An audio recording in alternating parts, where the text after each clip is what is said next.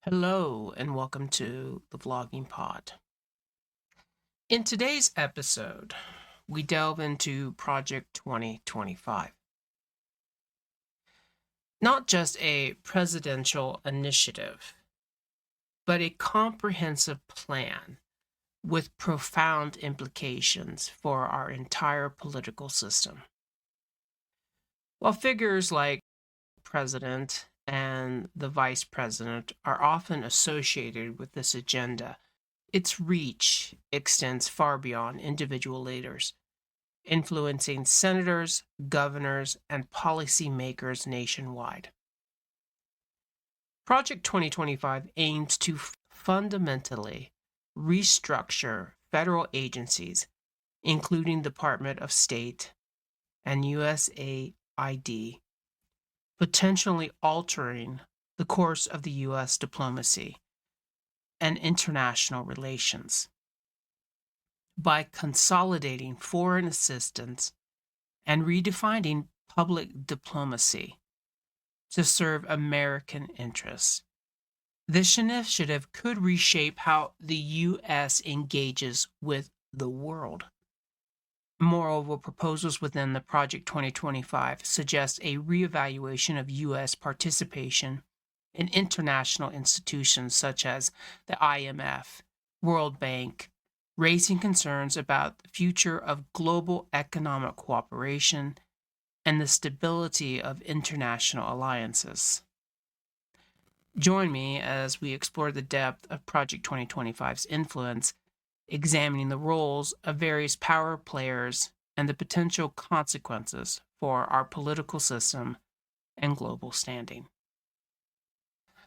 When discussing Project 2025's, names like the president and the vice president often dominate the conversation. However, the initiative's reach extends far beyond these prominent figures, encompassing a network of policymakers, strategists, and organizations deeply embedded in our political system. At the heart of Project 2025 lies the Heritage Foundation, a conservative think tank established in 1973 under the leadership of President Kevin Roberts. Heritage has been instrumental in crafting this nearly 1,000-page blueprint aimed at overhauling the federal government. Roberts, often regarded as the mastermind of Project 2025, has been pivotal in coordinating efforts among various conservative entities.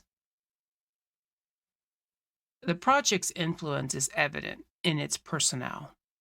Of the 38 individuals responsible for writing and editing the plan, 31 held positions in the current president's administration and transition team.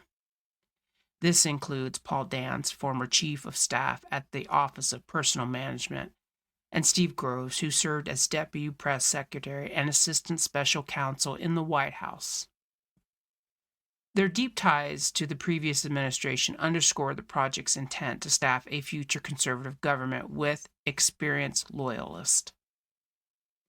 Beyond the executive branch, Project 2025's tentacles reach into the legislative arena. Representative Jim Banks of Indiana, for instance, has collaborated with the Heritage Foundation on various initiatives.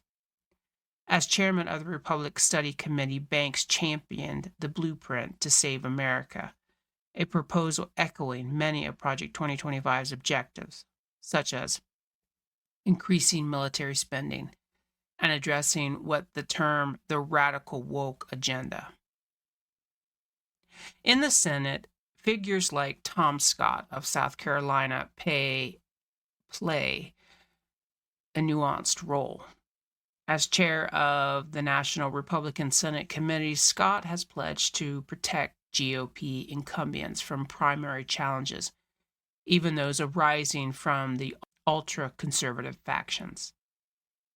This delicate balance act reflects the broader tension with the party as it navigates the ambitious goals outlined in Project 2025. The project's influence isn't confined to federal officials. Brendan, Carr, a Senator Republican commissioner at the Federal Communications Commission, contributed to the plan's chapter on the FCC. His involvement signals an intent to align regulatory policies with the project's conservative vision. Moreover, Project 2025's reach extends to state governments. Republican-led states like Iowa and Oklahoma are pushing for more control over federal education funds, seeking to convert them into block grants with minimal federal oversight. This move aligns with the project's goal to reduce the federal role in education and increasing state autonomy.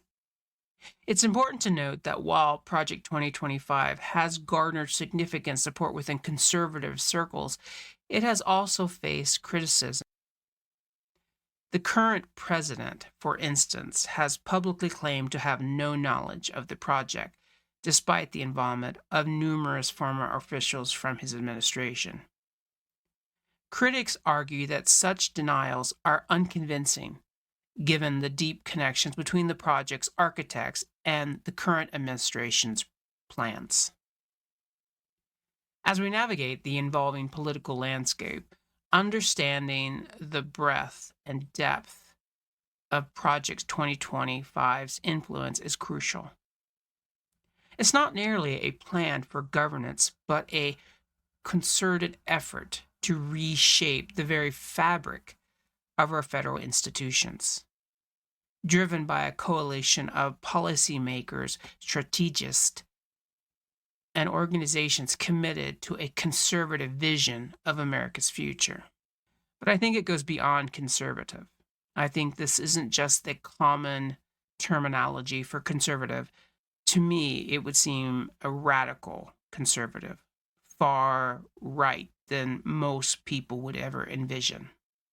Tonight's sources come from Wikipedia, San Luis Democracy Docket, Axios, Defeat Project 2025, AP News, News for Ajax, KSAT, Click on Detroit, on Orlando, U.S. News, Local 10, Good Morning America, AJC. Thank you for listening. Until next time, bye-bye for now.